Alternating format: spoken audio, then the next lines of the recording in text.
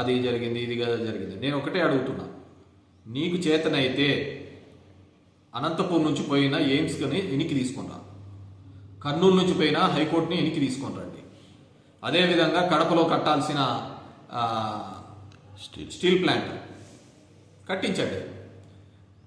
నేనుగా చెప్పినది, మీకు ఏదన్నా కానీ ఉంటే గన, నిజంగా ఉంటే గన ప్రభాకర్ రెడ్డికి పోయి రేవంత్ని అడుగు. రేవంత్ ఒక ముఖ్యమంత్రి స్థాయిలో ఉండి తెలంగాణ అసెంబ్లీలో మాట్లాడిన మాటలు, నేను చంద్రబాబుతో 4 గోడల మధ్య మాట్లాడి దీన్ని ఆపినాను అని. లిఫ్ట్ ఇరిగేషన్ ఆపితే అది తప్పు కదా, రాయలసీమ ప్రాంతానికి అన్యాయం కదా. ఇదే ఇంకో ప్రాంతంలో జరిగితే అక్కడ ఉన్న వాళ్ళు ఊరుకుంటారా? లేకుంటే నువ్వు అమరావతి ప్రాంతంలో జరుగుతోంది, అక్కడ అందరూ ఏకం కాలేదా? 29 గ్రామ ప్రజలు మొత్తం అంతా ఏదో ఇది జరిగిపోతుందని. ఈరోజు చంద్రబాబు నాయుడు రోజు పోతున్నాడు, అమరావతిని క్యాపిటల్గా ప్రకటించండి అని, అమరావతికి ఇన్ని కోట్లు నిధులు కావాలని చెప్పేసి బ్యాంకుల దగ్గర పోతున్నాడు.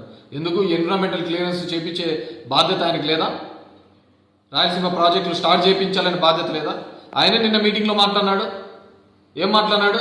అంతా కలిస్తే 20 టీఎంసీల కంటే ఎక్కువ పోదు, దానికి ఏందంత పెద్దగా రాద్ధాంతం చేస్తున్నారని చంద్రబాబు నిన్న ప్రెస్ మీట్లో మాట్లాడినాడు. అదే పక్కన లోకేష్ ఏం మాట్లాడినాడు? లోకేష్ ఏం మాట్లాడినంటే ఒక్క టీఎంసీ కోసం యుద్ధాలు కూడా జరిగినాయని చెప్పేసి. మరి వాళ్ళే మాట్లాడుతున్నారు కదా. మీరు కేవలం పార్టీలలో మంచిగా కనపడాలని కాదు, ఈ ప్రాంతంలో ఖచ్చితంగా అన్యాయం జరుగుతుందనేదే నేను చెప్తున్నాను. ఇదే శ్రీకాకుళంలో జరిగితే అక్కడ ఉన్న వాళ్ళు అక్కడ ఆ ప్రాంతంలో ఉన్న వాళ్ళు ఊరుకుంటారా? విజయనగరంలో జరుగుతుంటే ఊరుకుంటారా? లేకుంటే గోదావరి జిల్లాలో జరుగుతుంటే ఆ ప్రాంతానికి అందరూ కలిసి మాట్లాడతారా లేదా?